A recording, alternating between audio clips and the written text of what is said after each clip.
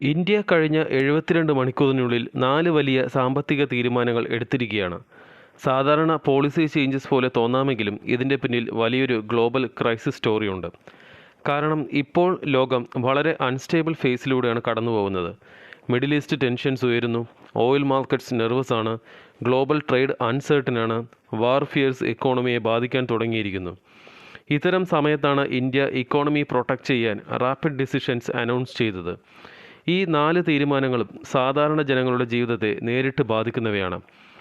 Gold വിലയെ ബാധിക്കും, fuel പ്രൈസിനെ ബാധിക്കും, മിൽക്ക് പ്രൈസിനെ ബാധിക്കും, ഫുഡ് മാർക്കറ്റിനെയും ബാധിക്കും.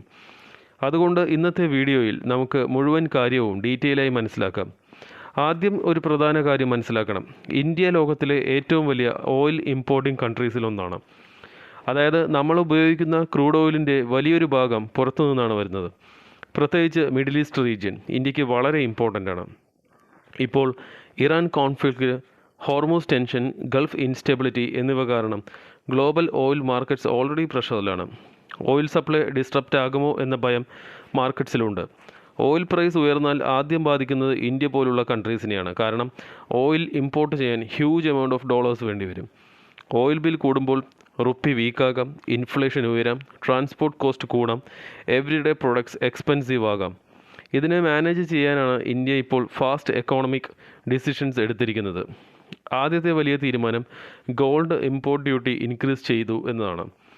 Government gold, silver, precious metals എന്നിവയുടെ ഇമ്പോർട്ടൻ്റ് ഡ്യൂട്ടി 6% നിന്ന് നേരിട്ട് 15% ഉയർത്ത്. എന്തുകൊണ്ട് ഗവൺമെൻറ് ഇങ്ങനെ വലിയ ഇൻക്രീസ് ചെയ്തു എന്നാൽ ഇന്ത്യയിൽ അൺസർട്ടൻ സമയത്ത് ആളുകൾ ഗോൾഡ് വാങ്ങുന്നത് കൂടുതലാകും. War fears, economic instability, market tensions എന്നിവ. ഇത്തരം സമയങ്ങളിൽ ഗോൾഡ് സേഫ് ഇൻവെസ്റ്റ്മെൻറ്റായി ആളുകൾ കാണും. പക്ഷേ ഇന്ത്യക്കൊരു പ്രോബ്ലം ഉണ്ട്. ഗോൾഡ് ഇമ്പോർട്ട് ചെയ്യാൻ ഫോറിൻ കറൻസി, പ്രത്യേകിച്ച് US ഡോളേഴ്സ് വളരെ കൂടുതലായി ചിലവാകും. ഇപ്പോൾ ഓൾറെഡി ഓയിൽ ഇമ്പോർട്ട്സ് കാരണം ഡോളർ ഡിമാൻഡ് കൂടിയിരിക്കുന്ന സമയത്ത് ഗോൾഡ് ഇമ്പോർട്ട്സ് ഉയർന്നാൽ ഫോറിൻ എക്സ്ചേഞ്ച് റിസർവ് പ്രഷറിലാകും. അതായത് ഇന്ത്യയുടെ ഡോളർ റിസർവ്സ് കുറയാൻ ചാൻസ് ഉണ്ട്. അതുകൊണ്ടാണ് ഗവൺമെൻറ് ഗോൾഡ് ഇമ്പോർട്ട് ഡിസ്കറേജ് ചെയ്യാൻ ഡ്യൂട്ടി വലിയ രീതിയിൽ ഉയർത്തിയത്. രണ്ടാമത്തെ മേജർ ഡിസിഷൻ ഷുഗർ എക്സ്പോർട്ട് ബാനാണ്. India raw sugar, white sugar, refined sugar എന്നിവയുടെ എക്സ്പോർട്ട് ടെമ്പററിലി ബാൻ ചെയ്തു. ഇതിൻ്റെ പിന്നിലെ ലോജിക്ക് എന്താണ്? ഗ്ലോബൽ ക്രൈസിസ് സമയത്ത് ഫുഡ് പ്രൈസസ് അൺപ്രഡിക്റ്റബിൾ ആകും. എക്സ്പോർട്ട് കൂടുതലായി പോയാൽ ഡൊമസ്റ്റിക് മാർക്കറ്റിൽ ഷോർട്ടേജ് വരാം, ഷുഗർ പ്രൈസ് ഇന്ത്യക്കുള്ളിൽ കൂടാം. അതുകൊണ്ട് ആദ്യം ലോക്കൽ സപ്ലൈ പ്രൊട്ടക്റ്റ് ചെയ്യാനാണ് ഗവൺമെൻറ് ശ്രമിക്കുന്നത്. അതായത് ആദ്യം ഇന്ത്യയുടെ മാർക്കറ്റ് സെക്യൂർ ചെയ്യണം എന്ന അപ്രോച്ച്. മൂന്നാമത്തെ വലിയ തീരുമാനം മിൽക്ക് പ്രൈസ് ഇൻക്രീസ്. ഇത് എല്ലാവരെയും നേരിട്ട് ബാധിക്കുന്ന മൂവാണ്. മിൽക്ക് ഇന്ത്യയിലെ മോസ്റ്റ് എസെൻഷ്യൽ ഡെയിലി പ്രൊഡക്ട്സിലൊന്നാണ്.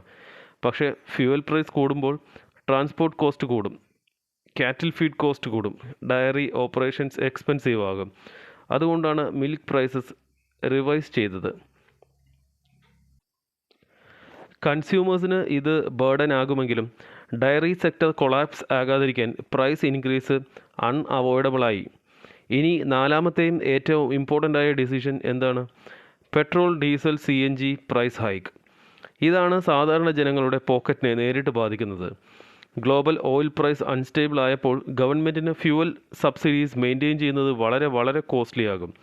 അതുകൊണ്ട് ഫ്യൂവൽ പ്രൈസ് ഇൻക്രീസ് ചെയ്ത് ബേർഡൻ മാർക്കറ്റ്സിലേക്ക് ഷിഫ്റ്റ് ചെയ്യുകയാണ്. പക്ഷേ ഇതിൻ്റെ ചെയിൻ റിയാക്ഷൻ വലിയതാണ്. ട്രാൻസ്പോർട്ട് ചാർജസ് കൂടും, വെജിറ്റബിൾ പ്രൈസസ് കൂടും, ഓൺലൈൻ ഡെലിവറി ചാർജസ് കൂടും, ബസ്, ടാക്സി എക്സ്പെൻസീവ് ആകും. അതായത് ഫ്യൂവൽ മാത്രമല്ല, ഓൾമോസ്റ്റ് എല്ലാ പ്രൊഡക്ട്സിൻ്റെയും പ്രൈസ് ഗ്രാജുവലി കൂടാൻ ചാൻസ് ഉണ്ട്. ഇപ്പോൾ വലിയ ചോദ്യം എന്തെന്നാൽ ഗവൺമെൻറ് എന്തുകൊണ്ട് ഇത്ര പെട്ടെന്ന് 72 മണിക്കൂറിനുള്ളിൽ ഈ 4 തീരുമാനങ്ങളും എടുത്തു? ആൻസർ സിമ്പിളാണ്: പ്രിക്കോഷൻ. ഗവൺമെൻറ് ഇപ്പോൾ വേഴ്സ്റ്റ് കേസ് സിനാരിയോയ്ക്ക് തയ്യാറെടുക്കുകയാണ്. മിഡിൽ ഈസ്റ്റ് ടെൻഷൻ കൂടുതൽ വേഴ്സനായാൽ ഓയിൽ പ്രൈസ് എക്സ്പ്ലോഡഡ് ആകാം, ഗ്ലോബൽ ട്രേഡ് ഡിസ്ട്രപ്റ്റ് ആകാം, റുപ്പി വലിയ പ്രഷർ നേരിടാം. അതുകൊണ്ട് ഇക്കോണമി സ്റ്റെബിലൈസ് ചെയ്യാൻ ഗവൺമെൻറ് ഇപ്പോൾ തന്നെ ഡിഫൻസീവ് മൂവ്സ് എടുത്തിരിക്കുകയാണ്. ഒരു രീതിയിൽ നോക്കിയാൽ ഇത് ഇന്ത്യയുടെ ഇക്കോണമിക് സർവൈവൽ സ്ട്രാറ്റജിയാണ്. ഗവൺമെൻറ്റിൻ്റെ പ്രധാന ലക്ഷ്യങ്ങൾ ഫോറിൻ എക്സ്ചേഞ്ച് റിസർവ് പ്രൊട്ടക്റ്റ് ചെയ്യുക, റുപ്പി സ്റ്റെബിലൈസ് ചെയ്യുക, ഇൻഫ്ലേഷൻ കൺട്രോൾ ചെയ്യുക, ഫ്യൂവൽ ക്രൈസിസ് അവോയ്ഡ് ചെയ്യുക എന്നിവയൊക്കെയാണ്. പക്ഷേ റിയാലിറ്റി എന്താണ്? ഈ ഡിസിഷൻ്റെ ഇമ്മീഡിയറ്റ് ബേർഡൻ സാധാരണ ജനങ്ങൾക്കാണ് കൂടുതൽ ഫീൽ ചെയ്യുക. ഗോൾഡ് കോസ്റ്റ്ലി ആവും, ഫ്യൂവൽ കോസ്റ്റ്ലി ആവും, മിൽക്ക് കോസ്റ്റ്ലി ആവും. അതായത് എവറിഡേ ലൈഫ് കൂടുതൽ എക്സ്പെൻസീവ് ആകാൻ ചാൻസ് ഉണ്ട്. ഇനി മിഡിൽ ഈസ്റ്റ് സിറ്റുവേഷൻ കൂടുതൽ ഡേഞ്ചറസ് ആകുമോ അല്ലെങ്കിൽ ടെൻഷൻ കുറയുമോ, അതനുസരിച്ചായിരിക്കും ഇന്ത്യയുടെ അടുത്ത സാമ്പത്തിക തീരുമാനങ്ങളും വരിക. പക്ഷേ ഒരു കാര്യം ഇപ്പോൾ ക്ലിയറാണ്, ലോക രാഷ്ട്രീയം ഇനി TV ന്യൂസിൽ മാത്രം നിൽക്കുന്നില്ല. അത് നേരിട്ട് നമ്മുടെ പോക്കറ്റിനെയും കിച്ചനെയും ഡെയിലി ലൈഫിനെയും ബാധിക്കാൻ തുടങ്ങിയിരിക്കുന്നു. കൂടുതൽ വീഡിയോകൾക്കായി ചാനൽ ഫോളോ ചെയ്യൂ.